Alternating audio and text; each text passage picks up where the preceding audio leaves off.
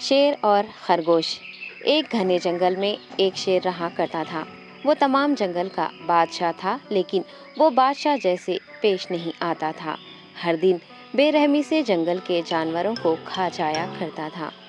شیر کے خوف سے جنگل کے جانور چھپ جایا کرتے تھے اور خود اپنی بھوک و پیاس کو مار کر سخت مشکلات سے دوچار ہونے لگے تھے۔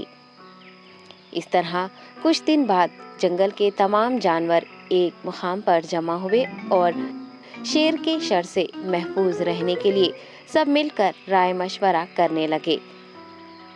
سب نے اپنی اپنی بات رکھی اور آخر میں ایک گیدڑ نے کہا، میرا خیال ہے کہ ہم روز شیر کے ہاتھوں مرنے کے بجائے ہم خود ایک بار شیر کے پاس چلے جائیں۔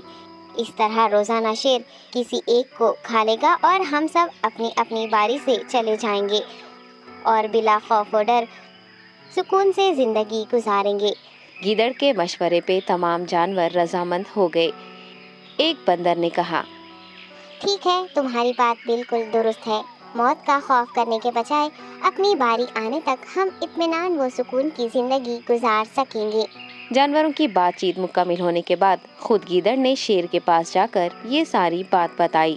گیدڑ کی باتیں سننے کے بعد شیر نے کہا، میں بادشاہ ہوں، اس لیے تم سب کی بات مان رہا ہوں، لیکن ایک بات غور سے سن لو۔ اگر کسی دن مجھے جانور ملنے میں تاخیر ہو جائے تو میں خاموش نہیں بیٹھوں گا اور دوبارہ تم سب پر حملہ کرنا شروع کروں گا۔ شیر نے بڑے غصے سے یہ سب کہا۔ شیر کی باتیں